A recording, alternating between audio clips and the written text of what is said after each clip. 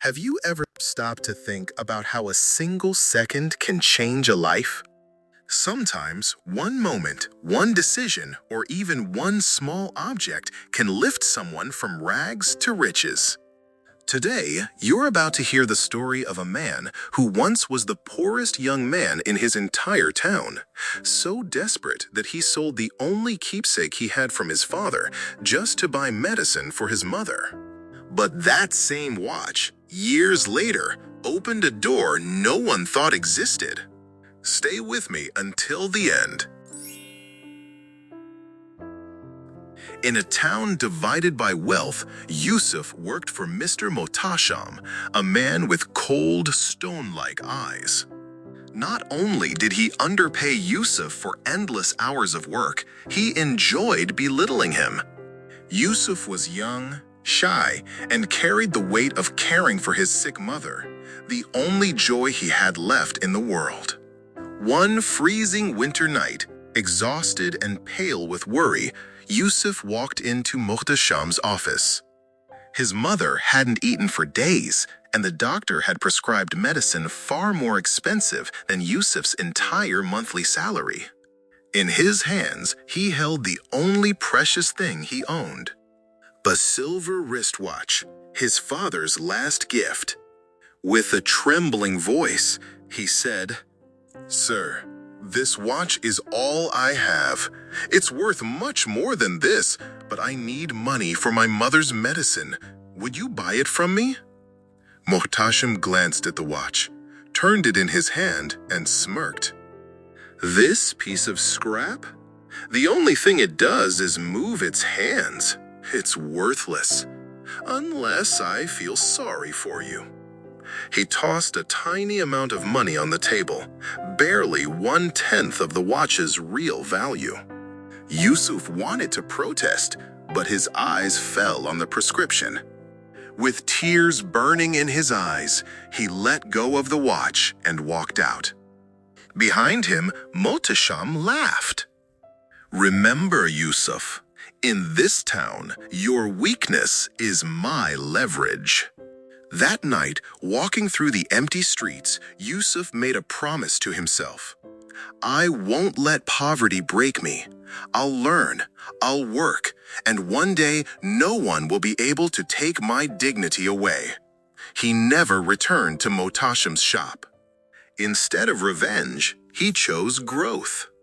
Studied accounting late into the night, learned how to write business contracts, and above all, made integrity the foundation of his life. Years passed. Yusuf was no longer the sunburned, poorly dressed boy. He became a respected businessman known for fairness and honesty. He built a factory with a simple motto: "Justice comes before profit." Every worker had insurance, fair pay, and a respectful workplace. And Yusuf never hung a clock on his office wall.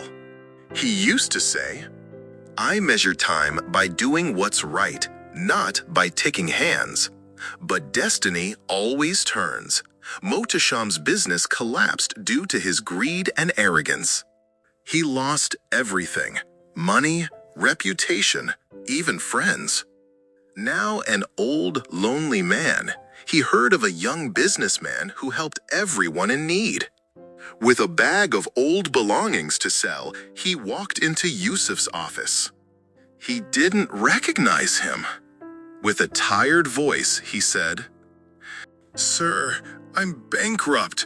I want to sell these items so I can buy some bread." He emptied the bag onto the desk. Among the items was the same silver watch. Yusuf froze. He picked it up, the same scratch on the glass he had made years ago. He looked straight into Mohtasham's eyes. Silence filled the room. Mohtasham suddenly trembled. In the eyes of this successful man, he saw the same young boy he once humiliated. He tried to speak, but no words came out. Yusuf calmly strapped the watch onto his wrist and said, "Do you remember this watch?" Mohtasham lowered his head. Yes, I remember. The price I paid for it ruined my whole life, Yusuf replied. I worked for years, not just to earn back this watch, but to earn back the self-respect you tried to take from me. I'm not here for revenge. I'm here to tell you that even in the deepest poverty, a person's humanity is the most valuable thing in the world. He wrote him a check worth far more than the watch's real value. He offered him a job as a caretaker, a chance to earn honest money. Mohtasham was no longer the arrogant man he once was. Working beside the same kind of workers he once mistreated, he finally learned what fairness meant. My friends, Yusuf's story is the story of all of us. Maybe someone has wronged you. Maybe someone has humiliated you. But remember, revenge calms you for a moment. Growth and forgiveness honor you for a lifetime. No right in this world ever gets lost. As long as you stay pure enough to define justice when your day finally comes. If this story touched you, hit the like button and subscribe. And tell me in the comments, do you think forgiving someone who caused your worst days is a sign of strength or weakness?